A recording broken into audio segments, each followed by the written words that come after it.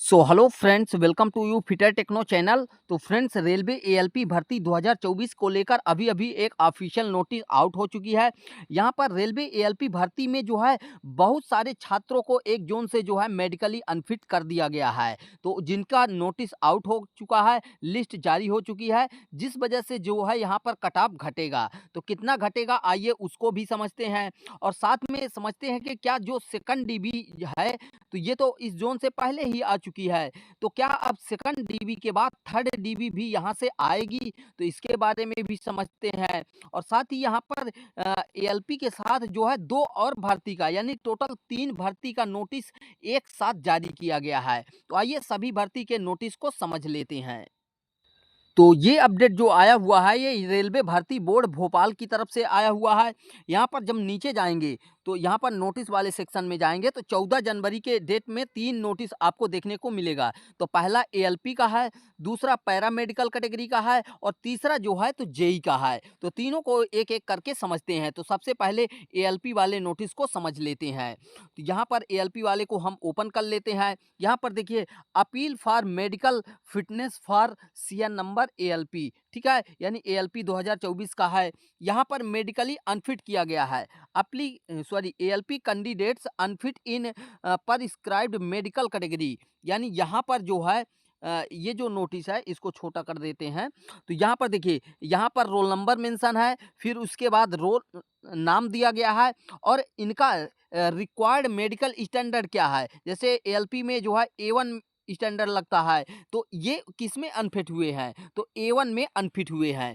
ऐसे सभी कैटेगरी मतलब सभी स्टूडेंट का नाम और रोल नंबर के साथ मेंशन किया गया है। यहाँ पर बात करें टोटल कैंडिडेट की, तो यहाँ पर टोटल जो है 78 कैंडिडेट हैं, जिनको जो है मेडिकल में अनफिट किया गया है और इनको फिर से री मेडिकल अपील करने के लिए कहा गया है, जो कि आरआरबी भोपाल के दिए गए एड्रेस पर जो है आपको भेजना है। रजिस्टर्ड स्पीड पोस्ट से जो है आपको भेजना है, कब तक? 14 फरवरी तक। 14 फरवरी तक जो है आपका डाटा इनके एड्रेस पर पहुंच जाना चाहिए।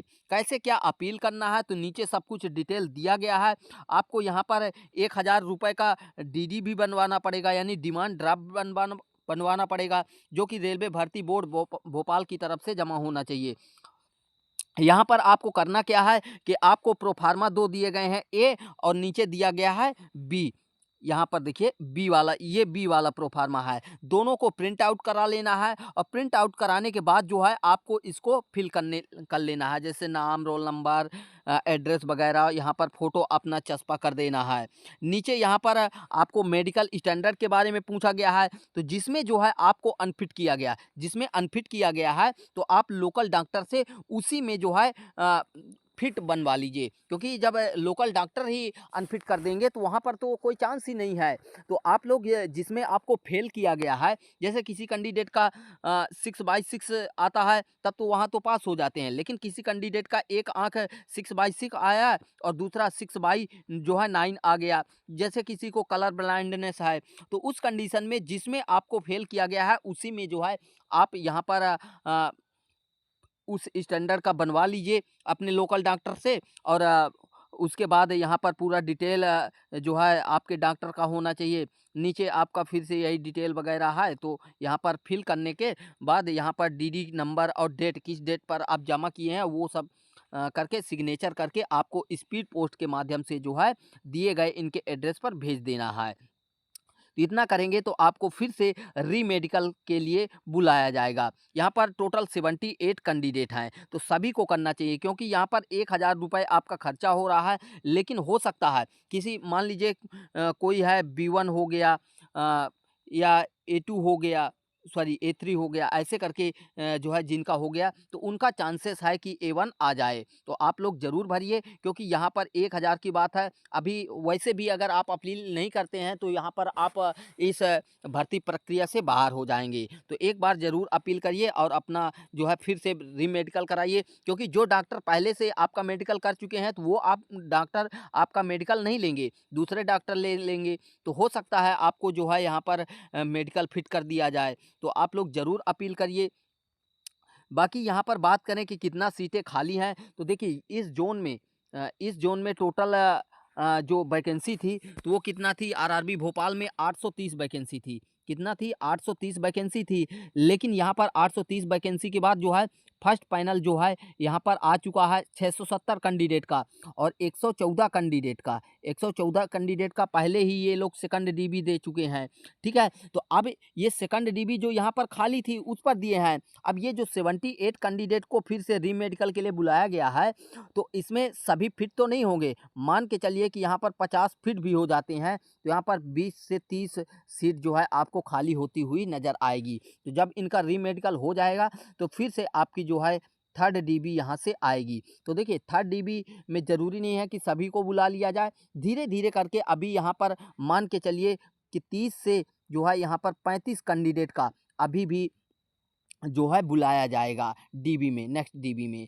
तो आप लोग ज़रूर मेडिकल अपील कर दीजिए। वहीं पर बात करें तो दूसरे नंबर पर जो नोटिस है वो पैरामेडिकल का है, इनको भी री मेडिकल के लिए कहा गया है, इसको भी नोटिस देख से लेते हैं। यहाँ पर पैरामेडिकल का देखिए, यहाँ पर केवल एक ही कैंडिडेट का दिया गया है, केवल एक ही कैंडिडेट का दिया गया है। इनका रोल नंबर मेंशन है, नाम और किस मेडिकल में रिक्वायर्ड है, जैसे C2 है तो यहाँ पर ये उसमें C2 में जो है अनफिट पाए गए हैं, तो इनको भी अपील करना है, जो कि इनको 14 फरवरी तक जो है इनके एड्रेस पर स्पीड पोस्ट के माध्यम से भेज देना है। बाकी वही सब प्रोसीजर है कि कैसे इनको भरना है, तो इनका भी डिटेल वही भरना है। और वहीं पर बात करें तीसरे नंबर पर, तो तीसरे नंबर में जेई का है, यहाँ पर नोटिस ओपन कर लेते हैं।